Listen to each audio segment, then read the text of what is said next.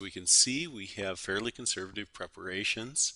We do an initial wax injection from the provisional restorations, and then we start to modify contour to try to enhance the natural appearance of the wax up. We'll come through and add a little bit of wax to support the embrasure form. We'll open our lingual embrasures a little bit as we go. We'll work with various carvers to control the emergence profile and start developing the surface morphology of the teeth. We try to design a very harmonious set of teeth that look natural as they go together. We want to get the emergence profile smoothed out very nicely, and we want to build in nice surface morphology and surface texture on the teeth as well. Fine tuning with a sharp instrument opens the embrasure form, which is the most important part of the case. And then we want to do a functional analysis, checking protrusive and canine guidance to be sure that everything's okay after we've done our contour, and quickly check back into an incisal matrix and make small modifications as needed. We'll now separate the restorations into individual units by slicing them, and then we will allow a little bit of cutback for incisal translucency.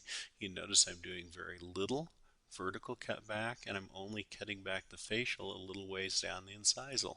I'll go a little further interproximally to create the look of translucency, although I'm leaving lithium disilicate supporting all of the incisal edge and the interproximal edge.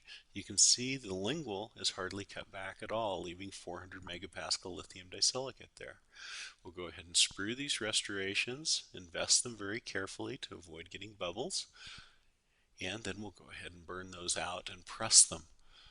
Once the restorations are pressed, we'll make composite dyes to check our underlying color and see what the effect of that is. We'll use Brasseler's new lithium disilicate and zirconia grinding instruments.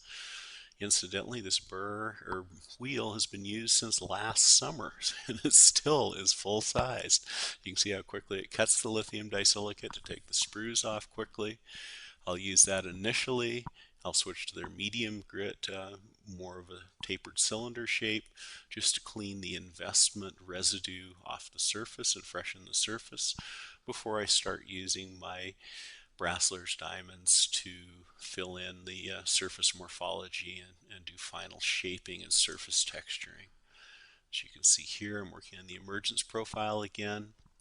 I'm just trying to smooth those deflective zones, and then we'll freshen our cutback with a diamond impregnated rubber wheel, and finally use the new blue thin dialite wheel to put our surface morphology in the incisal edge cutback. Just separate our lobe formations a little bit.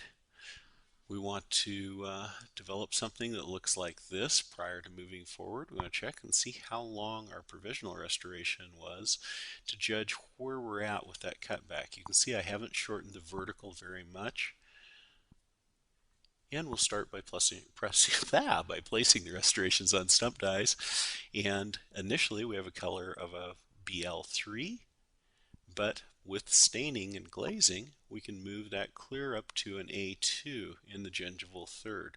Some of that color is coming from underneath, some of it is from what we did with the stain.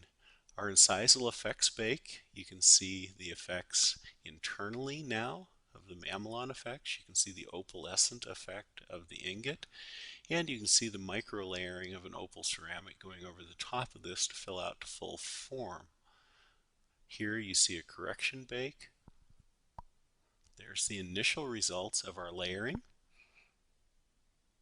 One more little correction just to fill out our lobe forms and make sure we aren't under contoured. And then we'll go back to blending the contour of the incisal layering in with what was done on the gingival half. I'll start with an 863-012 to develop my lobe formations. Work back into the contact areas, making sure I don't have any rough areas in front of the contact. And everything looks nice and smooth. Check my incisal silhouette there. We'll go back to our composite dyes.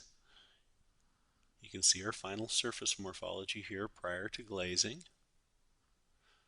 And you can see the color of our final restorations after glazing. Very dynamic and sizable effects with very little reduction in overall strength by layering.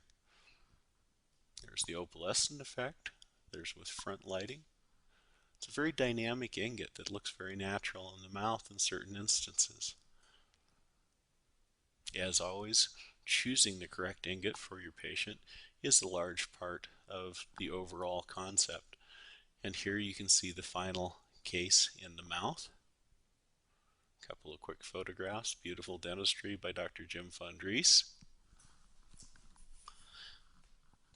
And there you have it.